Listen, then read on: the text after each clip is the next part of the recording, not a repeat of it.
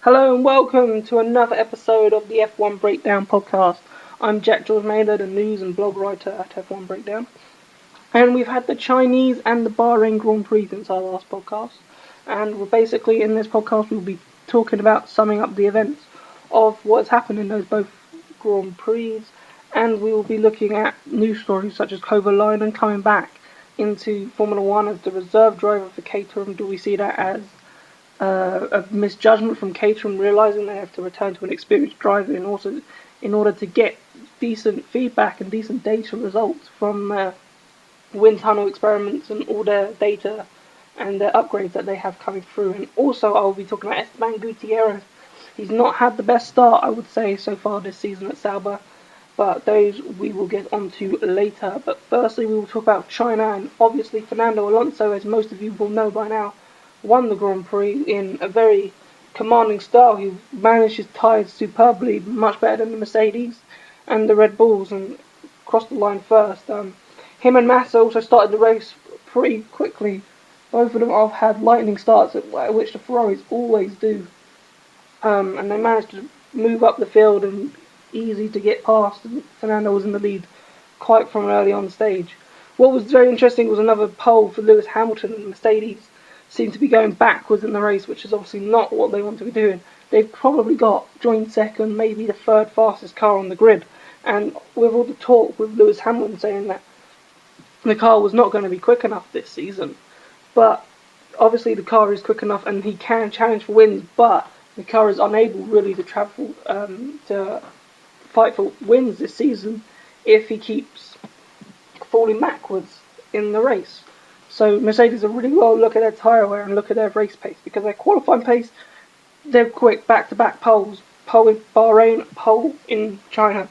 So they have the car in qualifying to put it on pole. They need to put it into race wins. They need to put it on race day, because at the end of the day, race day is where the points are handed out. And if Mercedes could replicate that performance into a race day, then they'll get points, and then they'll be fighting for the Constructors' World Championship. Anyway, back to Ferrari. Ferrari were quick in China, there's no doubt about it. They were the strongest car there. They didn't have that much degradation.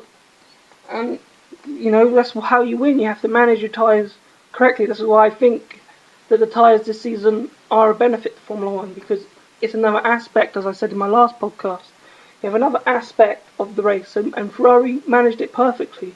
And Julie deserved the win with Alonso, which, you know, in Formula 1 that's what you need to do. We got Red Bull complaining about Pirelli, telling them to, you know, make their tyres more durable, which Pirelli have come out and said, no, we're not going to make our tyres more durable. They may reconsider what tyres they take to event to make sure that there's not a serious degradation at the circuit, so it's not like in China like we had, where the first 5 or 6 laps, the teams had to pit their cars because the tyres had gone. That is it really. The Chinese Grand Prix, apart from that, it was a good Grand Prix, very entertaining. Pretty much like last year, apart from cars not being so close together. That was more like in the Bahrain Grand Prix, which we had. Obviously, Esteban Gutierrez, will move on to him quickly because he had his collision with Adrian Sutil in the Force India, going straight into the back of him and completely tearing off his rear wing, which the Force India team couldn't replace. But Esteban Gutierrez, he hasn't had the best start to his Formula 1 season so far, and he's not really adapted. Now, I knew it was going to take a long time. Obviously, he's a rookie coming in, but Valtteri Bottas seems to be out qualifying his teammate. You know, Jules Bianchi's been doing quite well, even though you might not say he's a rookie. Max Chilton's beginning to get up to speed. He's only a couple tenths behind his, well, a bit more experienced teammate in Jules Bianchi. But Gutierrez is a good half a tenth, sometimes away from Nico Hülkenberg. Now, Nico Hülkenberg, we all know, is a tough competitor. But Esteban Gutierrez really needs to cut out the mistakes that he's been doing. With the mistake in qualifying in Australia, yes, it was horrible conditions. So I'll go for that, and I'll probably let him off that one. But he hasn't found his race pace. And if he wants to stay in Formula 1, you have to have a good race pace. And if you look back to Kumari Kobayashi, who didn't get the race seat at Sauber this year, and you could say at the moment Kobayashi could be doing a better job at the moment than Esteban Gutierrez. And it's the same principle that applied to Sergio Perez, which in China, Malaysia and Australia, we didn't really see the best of Perez, because, as I said, he was getting used to the car, getting used to how things work at a weekend at McLaren. So therefore, progression will eventually occur, but we won't see the best of him after the first couple of races. And as we saw in Bahrain with him racing wheel-to-wheel with Jenson Button, it proved that he was a real McLaren driver, and he looked like a McLaren driver in that weekend. So time will come. I think we should give Esteban a couple more races maybe to get into Formula One, build up his pace. But if he's not cutting it by mid-season, towards the end of the season, then his seat will be up for grabs for next year. You could be replacing with a much more experienced teammate, or another youth team driver from GP2 could walk in comfortably, because at the moment he must feel there's a bit of pressure on him because he knows he needs to perform. Right then, so moving on to Bahrain. Bahrain, again, I thought Bahrain was a classic race, really.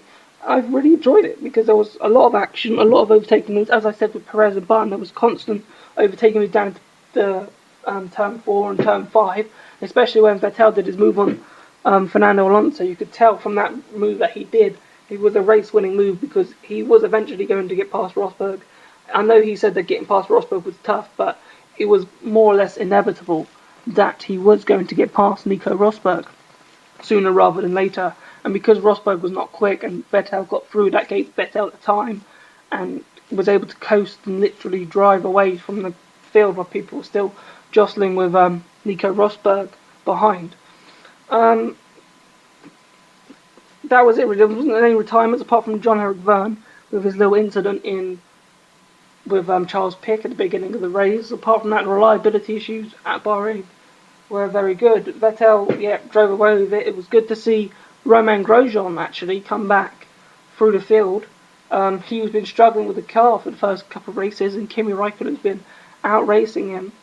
And to get a third place, which showed that he can still race this car despite the car not being to his liking, because Kimi Raikkonen likes a bit of oversteer and the car is more set up to be more of an oversteery car, whereas Romain Grosjean likes a bit of understeer. So therefore the car is not really set up to his liking, therefore he's not getting along with it.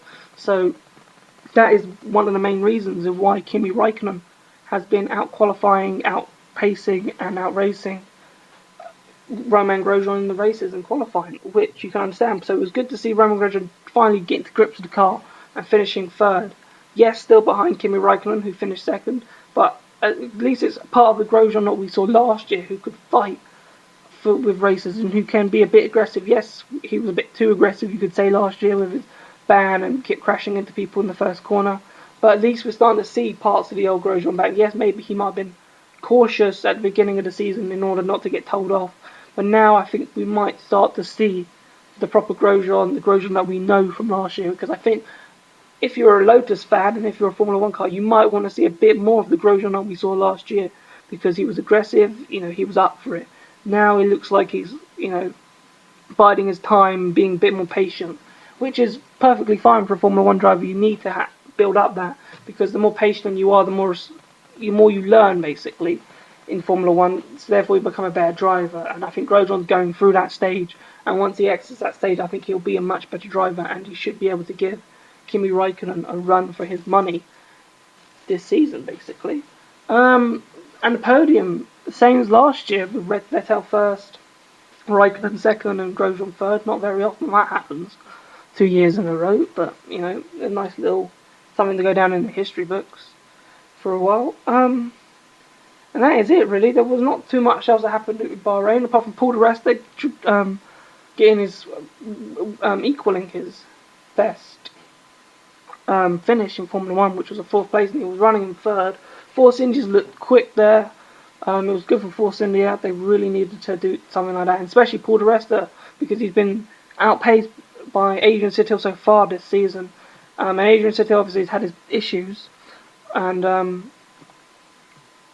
Adrian, of course, Adrian Sutil has his issues with the crash I mentioned earlier, with Esteban Gutierrez and things not going his way in the Malaysian Grand Prix. Both cars had to retire, so things haven't gone his way. But Paul di Resta needed to, because he was also out-qualified and outpaced last year by Nico Hülkenberg, and he was, not looked really, for the McLaren drive. He was looked over by Sergio Perez, and I reckon Nico Hulkenberg would have been ahead of him in the list for the McLaren drive if anyone there was a short list. So that is it really for this podcast. I hope you enjoyed it. We have the Spanish Grand Prix coming up in 2 weeks. Our next podcast will be after the Spanish Grand Prix. So I hope you enjoyed. Please like us on Facebook, follow us on Twitter, and subscribe to us on YouTube. And thanks for listening.